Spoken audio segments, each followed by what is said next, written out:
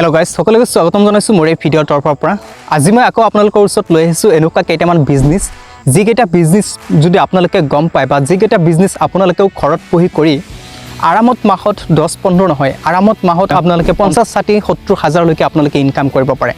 So তেনেকুৱা কেইটামান business point আজি আপোনালোকৰ কাৰণে লৈ আহিছো যিকেইটা বিজনেছ পইণ্ট আপুনি একেবাৰে গাঁৱত থাকি কৰিব পাৰে বা আপুনি টাউন চহৰত থাকি কৰিব পাৰে বা আপুনি যিমানেই এটা দুৰ্গম এৰিয়াত নাথাকক কিয় কিন্তু এই বিজনেছখন আপুনি কৰিব পাৰে। সো তেনেকুৱাই আসলতে কেইটামান বিজনেছ পইণ্ট আজি মই আপোনালোকৰ ওচৰত লৈ আহিছো যিকেইটা বিজনেছ পইণ্ট আপোনালোকে একেবাৰে ইজিত কৰিব পাৰিব আৰু কম মূলধন ব্যয় কৰি তাৰ পৰা আপোনালোকে ভাল মুনাফা এটা ল'ব পাৰিব। সো আপোনাৰ হাতত যদি তেনেকুৱা 50-20 হাজাৰ টকাও যদি আপোনালোকৰ হাতত থাকে তেতিয়াহ'লে আপোনালোকে এই বিজনেছখন ষ্টাৰ্ট কৰিব পাৰিব। সো এনেকুৱা কেইটামান বিজনেছ যিকেইটা বিজনেছ সঁচাকৈ একেবাৰে নতুনত্ব আইডিয়া লৈ আপোনালোকৰ ওচৰত আহিছোঁ কাৰণ এনেকুৱা বিজনেছ পইণ্ট সঁচাকৈ আপোনালোকে বহুত কম সংখ্যক ভিডিঅ'ৰ মাধ্যমত আপোনালোকে পাব বুলি মই আশা কৰোঁ। কিয়নো এনেকুৱা ভিডিঅ'বোৰত আমি দেখা পাওঁ সাধাৰণতে ছ'চিয়েল মিডিয়াত যিবোৰ উত্তেজিত যিবোৰ কণ্টেণ্ট হয় আচলতে যিবোৰ ধামাকাদাৰ কণ্টেণ্ট হয় সেইবোৰ কণ্টেণ্টত যদি লক্ষ্য কৰে তেতিয়াহ'লে চাব পাৰিব যে এনেকুৱা কিছুমান একেবাৰে কমন কিছুমান বিজনেছ যিবোৰ বিজনেছ আচলতে আমাৰ সাধাৰণতে আমি দেখা পাওঁ বা সাধাৰণতে সকলোৱে কৰে তেনেকুৱা বিজনেছ আচলতে সকলোৱে আপোনালোকক সাজেশ্যন কৰে। কিন্তু আজিৰ এই ফুটেজটোৰ মাধ্যমত আজিৰ এই ভিডিঅ'টোৰ মাধ্যমত আপোনালোকে এনেকুৱা কেইটামান বিজনেছ আইডিয়া কম যিকেইটা বিজনেছ আইডিয়া একেবাৰে ইউনিক একেবাৰে মানুহৰ চকুত নপৰা কেইটামান বিজনেছ আইডিয়া যিকেইটা বিজনেছ সঁচাকৈ আপোনালোকে কৰিলে মই ভাবোঁ বৰ্তমান 2024 চন চলি আছে এই 24 চন পাৰ কৰি যেতিয়া আপোনালোকে 25 চনত ভৰি ৰাখিব তেতিয়া আপোনাৰ পাছতো তেনেকুৱা 10জন মানুহে লক্ষ্য কৰিব হয় এটা সময়ত এইজন যুৱক আছিলে যিজন যুৱক ৰাস্তাৰ কাষত বহি হয়তো মোবাইল চাই আছিলে যিজন যুৱক বেলেগৰ দোকানত বহি হয়তো আড্ডা মাৰিছিলে কিন্তু আজি তেখেতৰ লাইফষ্টাইল দেখাৰ পাছত সঁচাকৈ মূৰখন ঘূৰি যায় তেনেকুৱা চিন্তা কৰিব। সো আহকচোন পলম নকৰাকৈ আমি সেইকেইটা বিজনেছ পইণ্ট কি সেই বিজনেছ পইণ্টকেইটা আমি বিতংভাৱে আলোচনা কৰোঁ আপোনালোকে কেনেকৈ এই বিজনেছ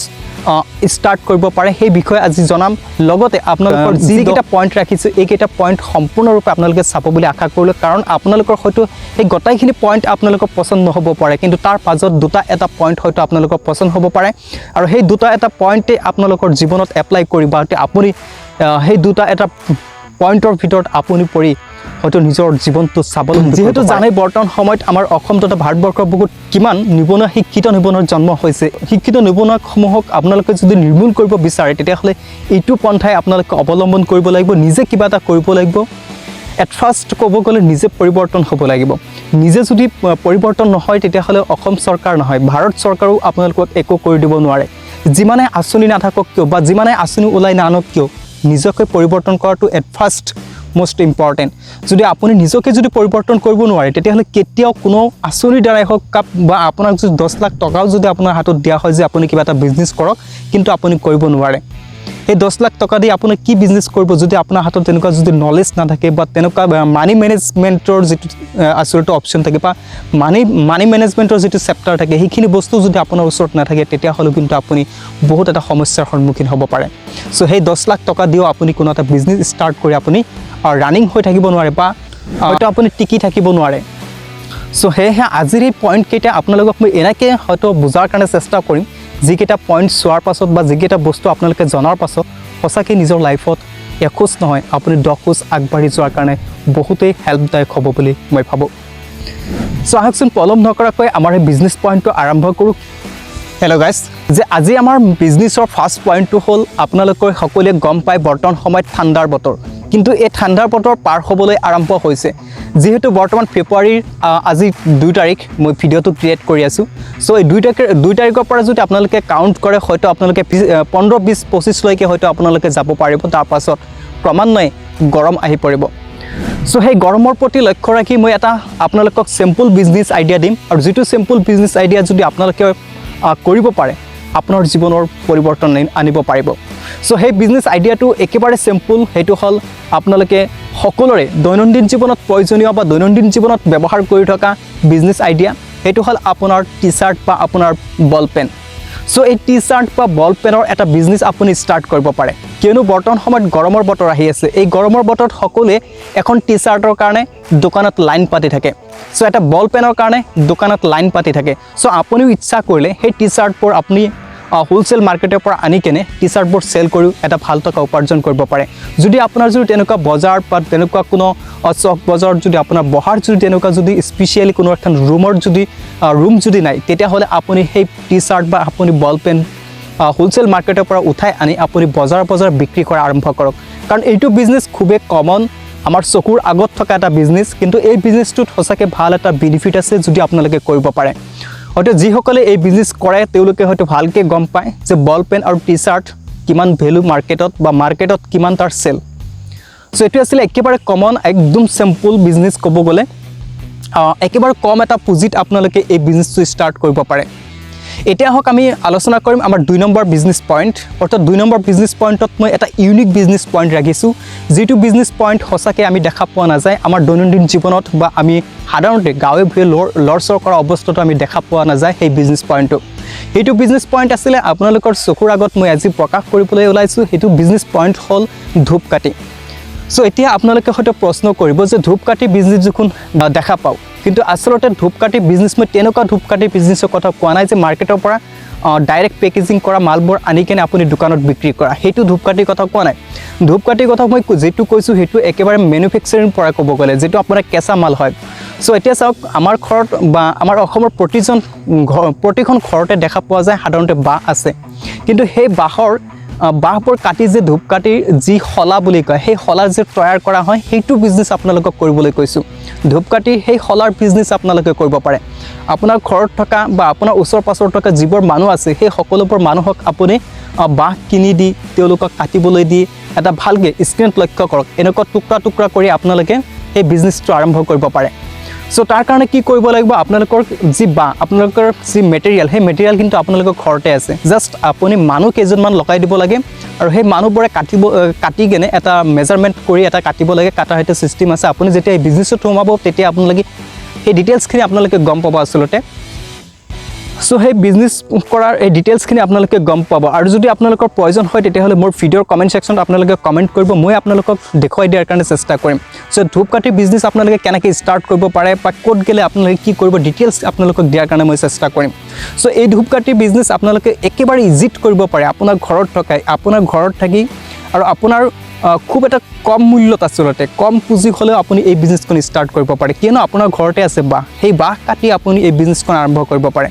এই বিজনেছ কৰাৰ কাৰণে আপোনাৰ কিছুমান কোম্পানী বা কিছুমান ইণ্ডাষ্ট্ৰীৰ লগত আপোনাৰ কণ্টেক্ট হ'ব লাগে বা ইণ্ডাষ্ট্ৰীৰ লগতো যদি আপুনি কণ্টেক্ট নহয় এনেকুৱা ডাঙৰ কিছুমান বেপাৰী আছে সেইবোৰ বেপাৰী হয়তো আপোনালোকে কণ্টেক্ট হৈ এইবোৰ কাম কৰিব পাৰে আপোনাৰ ঘৰতে বাঁহ কাটি তাৰ শলাবোৰ ক্ৰিয়েট কৰক আৰু এই যিবোৰ ডাঙৰ বেপাৰী আছে সেই বেপাৰীবোৰক আপোনালোকে ডাইৰেক্টলি দি দিয়ক তেওঁলোকে কি কৰে গাড়ীয়ে ডাইৰেক্ট কোম্পানীত প্ৰেৰণ কৰে চ' তেনেকৈও আপুনি এই বিজনেছ ষ্টাৰ্ট কৰিব পাৰে এতিয়া হওক আমাৰ বিজনেছ পইণ্ট 3 নম্বৰ পইণ্টত আমি আলোচনা কৰিম 3 নম্বৰ বিজনেছ পইণ্টটো হ'ল ফুলজাৰু বিজনেছ এই ফুলজাৰু বিজনেছ সকলোৱে কৰিব নোৱাৰে কিন্তু তাৰ মাজত যিকেইজনে কৰে সেইকেইজনে টকা লুটিব পাৰে চ' আপোনালোকে হয়তো এই ফুলজাৰু বিজনেছ কৰাত আপোনালোকে অলপমান হাৰ্ড হ'ব পাৰে কিয়নো ফুলজাৰুটো ইমান সহজ নহয় কালেক্ট কৰা চ' আৰু যদি আপোনালোকে কালেক্ট কৰিব পাৰিছে তেতিয়াহ'লে চেল কৰাৰ কাৰণে ইমান টান নহয় চেল কৰাৰ কাৰণে একদম ইজি আপুনি যিমানে ষ্টক নাৰাখক কিয় আপোনাৰ বেপাৰীবোৰে গম পালে আপোনাৰ হাতত যে ইমানখিনি ষ্টক আছে বেপাৰীবোৰে আৰামত লৈ লয় কিন্তু সেই ফুলজাৰুবোৰ আপোনালোকে ষ্টক কৰাটোৱেই আচলতে বহুত টান হৈ পৰে কিয়নো এই ফুলজাৰু আমাৰ অসমৰ বুকুতেই হয় কিন্তু আমাৰ অসমৰ বুকুৰ পৰা বিশেষকৈ আমি দেখা পাওঁ যে আমাৰ ওচৰত থকা সেই মেঘালয়ত আচলতে এই ফুলজাৰুৰ উৎপাদনটো বেছি হয় আৰু তাৰ পৰা ক্ৰয় কৰি আনিব লাগে আৰু ক্ৰয় কৰি তাৰ পাছতহে সেইবোৰ পেকেজিং কৰা হয় আৰু পেকেজিঙৰ ক্ষেত্ৰত কাম আচলতে আমাৰ অসমৰ বুকুত বহুত সংখ্যক কম হয় পেকেজিঙৰ ক্ষেত্ৰত কাম কৰে ৱেষ্ট বেংগল আৰু এই ফুলজাৰুবোৰ ৱেষ্ট বেংগলত গৈ কিনে তাৰ পাছত তাৰ পৰা পেকেজিং হয় আৰু সেইবোৰ অনলাইনত চেল কৰে বা দোকানে ৰিটেইলাৰৰ ওচৰত বিক্ৰী কৰি দিয়ে তেনেকৈ আচলতে এইটো চেল কৰা হয় চ' আপোনালোকেও চিন্তা কৰি চাব যদি আপোনালোকৰ ওচৰত তেনেকুৱা যদি এফৰ্ডেবল হয় এই বিজনেছটো তেতিয়াহ'লে আপোনালোকে এইটোও কৰিব পাৰে কাৰণ বৰ্তমান সময়ত এইটো আহি আছে এই ছিজন এতিয়া হওক আমি আলোচনা কৰিম আমাৰ বিজনেছ পইণ্ট 4 নম্বৰ বিজনেছ পইণ্টত এনেকুৱা এটা বিজনেছ পইণ্ট ৰাখিছোঁ যিটো বিজনেছ পইণ্ট সকলোৱে আচলতে কৰাৰ কাৰণে এফৰ্ডেবল হ'ব চ' তেনেকুৱা এটা বিজনেছ পইণ্ট সেইটো হ'ল বৰ্তমান সময়ত যিহেতু ঠাণ্ডাৰ বতৰ অলৰেডি পাৰ হ'বলৈ আৰম্ভ হৈছে পাৰ হম অৱস্থাত আছে চ' এতিয়া চাওক বাৰিষা বতৰ নাহে এতিয়া কিন্তু হ'ল খৰাং বতৰ চ' বাৰিষা বতৰত কি হয় আমাৰ গাঁৱলীয়া অঞ্চলবোৰত আচলতে কাৰেণ্টৰ অভাৱ হৈ পৰে কাৰেণ্ট সদায় একেটা লিমিটত নাথাকে কেতিয়াবা যদি কিবা কাৰণত ধুমুহা বতাহ হৈছে তেতিয়াহ'লে 2 দিন 1 দিন 3 দিনলৈকে হয়তো কাৰেণ্ট বন্ধ হৈ যাব পাৰে সো এইটো প্ৰবলেম হয়তো আমাৰ গাঁৱলীয়া মানুহে সম্পূৰ্ণৰূপে গম পায় আচলতে কাৰেণ্টৰ কিমান প্ৰবলেম ফেচ কৰিবলগীয়া হয় সো তাৰ প্ৰতি লক্ষ্য ৰাখি আপোনালোকে এইটো বিজনেছ কৰিব পাৰে সোলাৰ লাইট বা চাৰ্জিং লাইট সেইবোৰ বিজনেছ আপোনালোকে কৰিব পাৰে এতিয়া চাওক হে সোলাৰ বা আপোনালোকৰ যেটো চাৰ্জিং লাইট সেই চাৰ্জিং লাইটৰ কিমান ভ্যালু বৰ্তমান সময়ত মাৰ্কেটত হে হয়তো মই আৰু আপোনালোকক ক'ব নালাগে কাৰণ যিমানে ঘৰত কাৰেণ্ট নাথাকক কিয় যিমানে যি নাথাকক কিয় প্ৰত্যেকজন মানুহৰ ঘৰত 2টা 3টাকে হয়তো সোলাৰ লাইটে হওক বা চাৰ্জিং লাইটে হওক তাৰ পাছতো ইনভাৰ্টাৰ থাকে সো তাৰ প্ৰতি লক্ষ্য ৰাখি আচলতে আপোনালোকক মই এইটো বিজনেছ পইণ্ট আপোনালোকৰ ওচৰত লৈ আহিছোঁ আপোনালোকে ইচ্ছা কৰিলে কৰিব পাৰে সোলাৰ বা চাৰ্জিং লাইট বা সোলাৰ লাইট এইবোৰ বা এনেকুৱা আৰু এক্সেসৰিজ যিবোৰ বস্তু আছে সেইবোৰ লৈ কেনে আপোনালোকে এটা বিজনেছ ষ্টাৰ্ট কৰিব পাৰে সো অতি সহজে সেইবোৰ কেবৰ প্ৰডাক্ট আচলতে আপোনালোকে ক'ৰ পৰা সংৰক্ষণ কৰিব হেয়াও যদি আপোনালোকৰ প্ৰয়োজন হয় তেতিয়াহ'লে এই ভিডিঅ'ৰ কমেণ্ট সেকশ্যনত আপোনালোকে এটা কমেণ্ট কৰি জনাই থৈ যাব মই আপোনালোকক আকৌ এটা ভিডিঅ'ৰ মাধ্যমত লৈ অহাৰ কাৰণে চেষ্টা কৰিম